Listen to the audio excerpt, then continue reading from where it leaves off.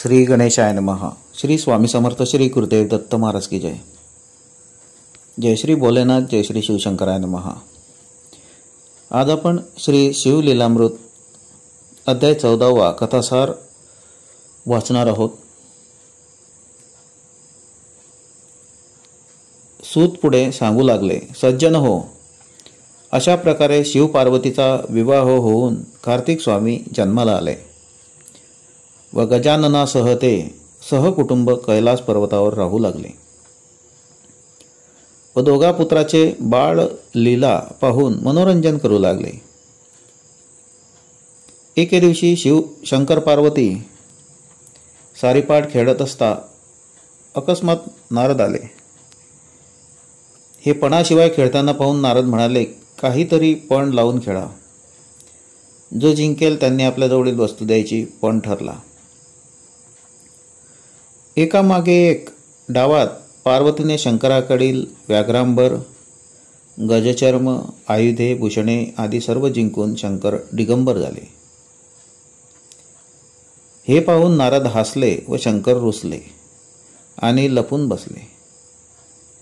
त्यांचा पत्ता कोणाचाही सापडेना।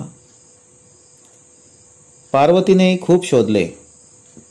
अनेक दिवसांच्या शोधानंतर पार्वतीला ध्यानस्थ बसलेले दिसले। समोर जावे तर रागावतील म्हणून तिने भिल्लिणीचे रूप घेतले व नृत्य गायन करून शंकराचे ध्यान भंगले। ते तिच्याकडे पाहून मोहित झाले। आपले तप विसरून तू माझ्याशी विवाह कर अशी मागणी केली। तेव्हा तिने पार्वतीचा विषय काढला। तेव्हा ते तिच्यावर रागावले व तिचे मला तोंडही पाहायचे नाही। तेव्हा ती म्हणाली, देवा, तुम्हाला माझ्याशी लग्न करायचे असेल तर माझे घरी या म्हणून चालू लागली। असे बोलवीत तिने शंकरास कैलासावर आणले व आपले रूप प्रकट केले। पाहून दोघांनाही हसू आले। हे तिचे प्रेम पाहून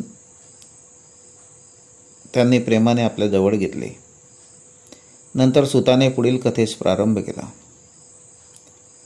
ते म्हणाले, एकदा नारदाने शिव पार्वतीकडे कांतीनगरचा श्रीयाळ राजा याची उदारतेबद्दल फार स्तुती केली।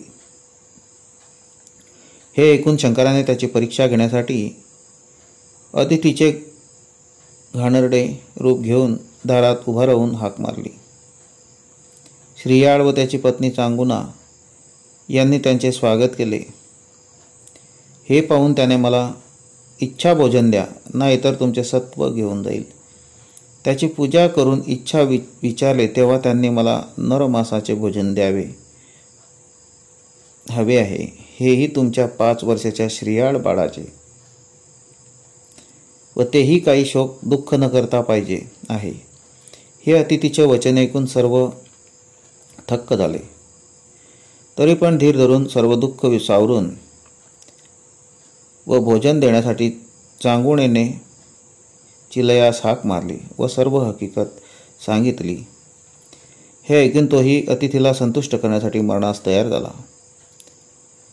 चांगुणेने श्रीयाळ बाळास ठार करून स्वयंपाक तयार केला। अतिथीला भोजनास राजासह बसविले, परंतु मी निपुत्रिकाचे घरचे अन्न घेणार नाही म्हणून उठला। तेव्हा दोघेही त्याची विनवणी करू लागले। त्याने श्रीयाळ बाळास हाक मारण्यास सांगितले। तिने बाळास हाक मारली, तोच काय चमत्कार! बाळ धावत आला। नंतर शंकराने आपले रूप पालटून प्रकट झाले, सर्वांना हृदयाशी धरले, दिव्य विमाने बसवून शिवपदास नेले। अशा प्रकारे आज आपण श्री शिवलीलामृत 14वा अध्याय कथासार पठन आणि श्रवण केले।